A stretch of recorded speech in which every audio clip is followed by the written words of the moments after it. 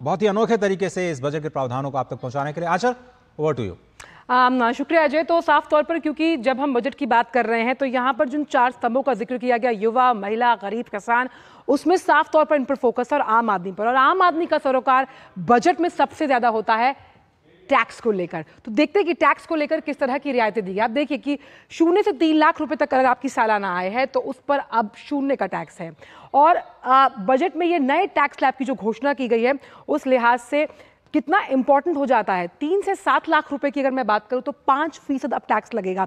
और एक अप्रोक्स आंकड़ा दिया वित्त मंत्री साहिबा ने, वो अप्रोक्स आंकड़ा है 17,000 रुपए बचाने का। आगे अगर हम इसे बढ़ाएं तो 7 से 10 लाख रुपए अगर आपकी सालाना आय है तो 10% को लेकर आपको टैक्स देना होगा, 10% टैक्स लगेगा उस पर।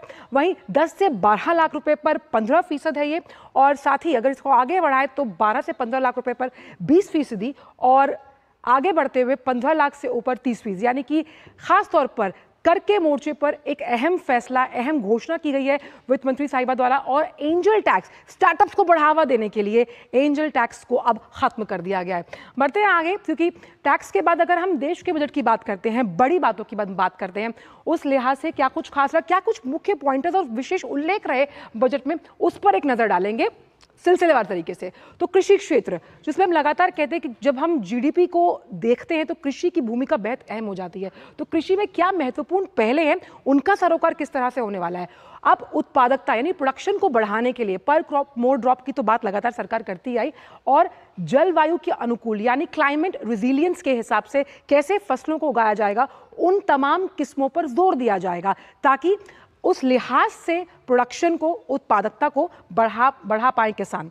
वहीं 32 कृषि और बागवानी जो फसलें हैं उनकी 109 नई उच्च पैदावार करने वाली जो किस्में हैं वो जारी की जाएंगी। यानी कैसे प्रोडक्शन को बढ़ावा देना है, तमाम विकल्पों और तमाम मोर्चों पर सरकार ने जो खाका तैयार किया और जो ऐलान किए हैं वो आपके सामने हम यहाँ पर पेश कर रहे हैं।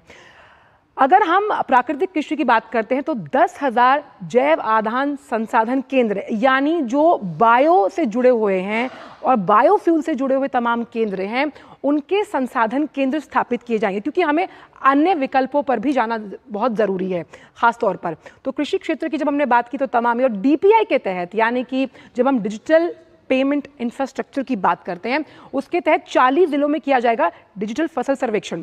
सुबह जब हम बजट में चर्चा कर रहे थे तब भी हमने कहा कि डीपीआई की अहमियत कृषि में बहुत ज़रूरी है, कृषि में ज़रूरी है ताकि हम फसलों की पहचान कर पाएं डीपीआई के जरिए, डिजिटल इंफ्रास्ट्रक्चर के जरिए, कि भाई किस मौसम के लिहाज से कौन सी फसल हमें लगानी है। तो उस लिहाज से ये बहुत अहम फैसला है अगर हम बात करें कृषि क्षेत्र की खास तौर पर। तो चलिए, तो रोजगार कौशल प्रशिक्षण बहुत कुछ और है, लगातार मेरे साथी आते रहेंगे टच स्क्रीन के जरिए आप तक तमाम जानकारियां तकनीकी लिहाज से पहुंचाते रहेंगे। Over to Ashok ji and Ajay. बहुत बहुत धन्यवाद आंचल, आपने बहुत ही रोचक तरीके से जो बजट की पेचीदगी है वो उसको हम तक पहुंचाया।